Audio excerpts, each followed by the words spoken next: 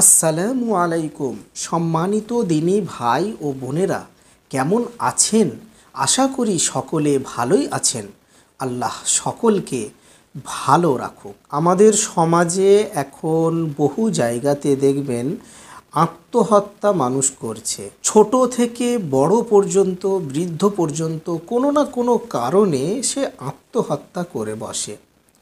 এমনও হয় যে কারোর চাকরি হচ্ছে না, সে আত্মহত্যা করছে। এমনও হতে পারে যে অন্য কোনো টেনশানের মধ্যে, টাকা পয়সার টেনশান, ইনকামের টেনশান, তো সে কারণে সে আত্মহত্যা করে বসছে। তো বিভিন্ন কারণে এখন মানুষ আত্মহত্যা করে ফেলে এবং নিজেকে শেষ করে দেয়। এবং এমনও দেখা যায় যে মানুষের কাছে টাকার কোনো সমস্যা নাই, অগাধ সম্পদ, সে অনেক ধনী ব্যক্তি, তা সত্ত্বেও সে আত্মহত্যা করতে বাধ্য হয়ে যায় এবং নিজেকে শেষ করে ফেলে। তাহলে ধনীরাও সেও আত্মহত্যা করছে, যারা শিক্ষিত তারাও আত্মহত্যা করছে, যারা গরিব তারাও আত্মহত্যা করছে। তো আত্মহত্যা যে করে ফেলছে, তো এই আত্মহত্যা থেকে বাঁচার কি কোনো উপায় আছে? এই আত্মহত্যা থেকে মানুষ কিভাবে বাঁচতে পারবে? কি এমন পদ্ধতি অবলম্বন করলে আত্মহত্যা থেকে বাঁচতে পারবে? আজকের পুরো ভিডিওতে আমি এই বিষয়টাকে নিয়েই সম্পূর্ণ বিস্তারিতভাবে আমি আলোচনা করব। সকলে ভিডিওটি মনোযোগ সহকারে দেখতে থাকবেন। দেখুন, আত্মহত্যা যারা করে তাদের কাছে কোনো রাস্তাই থাকে না খোলা। কেননা সে আত্মহত্যা কেন করছে? সে যেই টেনশানের জন্য আত্মহত্যা করছে, তার সামনে ওই টেনশান সলভ করার মতো কোনো রাস্তা নেই। সুতরাং যে আত্মহত্যা করে তার কাছে কোনো রাস্তাই থাকে না, সে কোনো রাস্তা দেখতেই পায় না। কোনো মানুষের কাছে গিয়ে যে সাহায্য চাইবে সেটাও থাকে না। কোনো কারোর কাছে গিয়ে তার টেনশানটা ব্যক্ত করবে, সে টেনশানটা সলভ করার জন্য কিছু তাকে হেল্প করবে, সেই রকমও কিছু সে খুঁজে পায় না। তাহলে তার কাছে কোনো কিছু রাস্তা থাকে না ওই টেনশানটা সলভ করার জন্য। তখন সে বাধ্য হয়ে পড়ে যে আত্মহত্যা করতে। তার এই পৃথিবীতে বেঁচে থেকে আর কি হবে? তার কাছে তো আর কোনো রাস্তা নেই, সেজন্য সে নিজের জীবনকে শেষ করে দেয়। অতএব এই আত্মহত্যা থেকে বাঁচতে হলে আমাদের যুব সমাজকে, আমাদের শিক্ষিত সমাজকে এবং আমাদের বয়স্ক যে মানুষজন আছে তাদেরকেও এই আত্মহত্যা থেকে বাঁচার জন্য কি পন্থা অবলম্বন করতে হবে। দেখুন, মনে রাখবেন, আমাদের পৃথিবীতে গরিব হয়, ধনীও হয় এবং মধ্যবিত্ত মানুষও হয়ে থাকে। এমনটা হবে না যে সকলেই ধনী হয়ে যাবে, এমন হতে পারে না।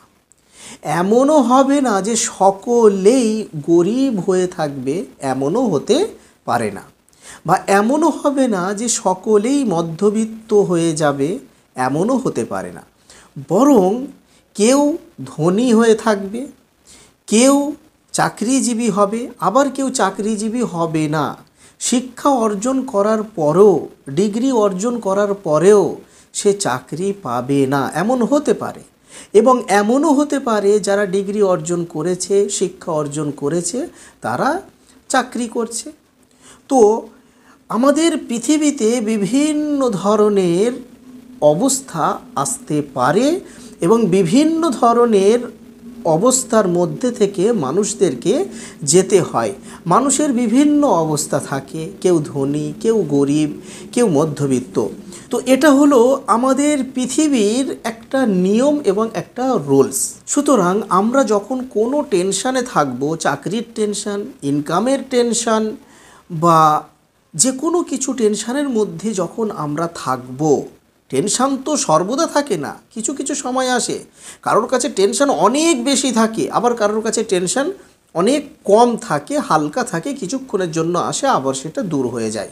তো যখনই টেনশান আসবে আমাদের কাছে, তখন আমরা কি করব? তো এ বিষয় নিয়ে কোরআন শরীফের মধ্যে আল্লাহ পাক সূরা বাকারার ৪৫ নম্বর আয়াতের মধ্যে বলেছেন, তোমরা সাহায্য চাও আমার কাছ থেকে ধৈর্যের মাধ্যমে এবং নামাজের মাধ্যমে। অর্থাৎ যখন তোমাদের কোনো টেনশান আসবে, যখন তোমরা কোনো বিপদে পড়বে, পৃথিবীতে থাকতে গেলে বিপদ আসতেই পারে, তখন তোমরা এটা মনে ভেবো না যে তোমাদের কাছে আর কোনো রাস্তা নেই এই টেনশানটা সলভ করার জন্য।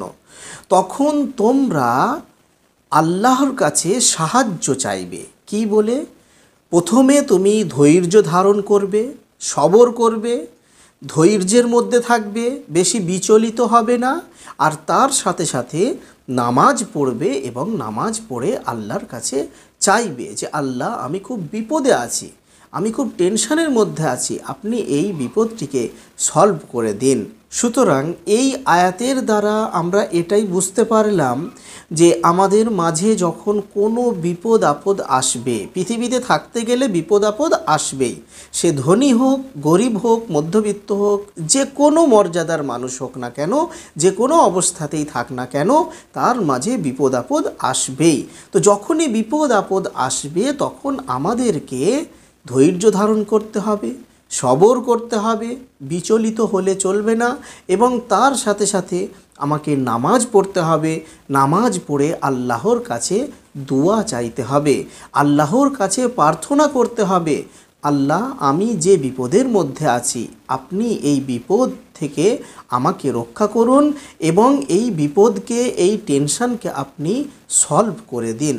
অতএব আমরা বুঝতে পারলাম যে কোনো বিষয়ের টেনশানের মধ্যে যখন আমরা থাকব তখন আমরা বিচলিত হব না, বরং আমি এটাই ভাবব যে অবশ্যই আল্লাহ আমাকে সাহায্য করবেন, অবশ্যই এই টেনশান থেকে উদ্ধারের জন্য কিছু না কিছু রাস্তা বেরিয়ে যাবে, আল্লাহ পাক আমাকে হেল্প করবেন, এবং ধৈর্য ধারণ করে নামাজ পড়তে থাকবো, আল্লাহর কাছে প্রার্থনা চাইতে থাকবো। বিশেষ করে এখনকার যুব সমাজের মধ্যে এই টেনশনটা সব থেকে বেশি, যে আমি শিক্ষা অর্জন করছি কিন্তু শিক্ষা অর্জন করে আমি কি করব? যদি চাকরি না পাই তাহলে আমি কি ইনকাম করব? লাইফটাকে কিভাবে সেটেল করব? তো বিভিন্ন ধরনের টেনশন তার মাথায় ঘুরতে থাকে। তো এত কিছু টেনশন না করে যেই কাজটা আমি করছি তার উপরেই টিকে থেকে কিছু চেষ্টা করা দরকার। কিভাবে ইনকাম করতে হবে, কিভাবে আমি জীবনটাকে অতিবাহিত করব, কিভাবে আমি লাইফটাকে সেটেল করব, কিভাবে আমি সংসারের খরচগুলো সুন্দরভাবে তুলতে পারবো, এই চেষ্টা করতে করতে ধৈর্য ধারণ করতে হবে এবং তার সাথে সাথে নামাজ পড়ে আল্লাহর কাছে চাইতে হবে। এটা হলো খুব সুন্দর একটা পদ্ধতি, যেটা আল্লাহ পাক সূরা বাকারার 45 নম্বর আয়াতের মাধ্যমে আমাদেরকে জানিয়ে দিয়েছেন। আশা করছি এই ভিডিওটির মাধ্যমে অনেক যুব সমাজের এবং অনেক মানুষেরই অনেক উপকারে আসবে।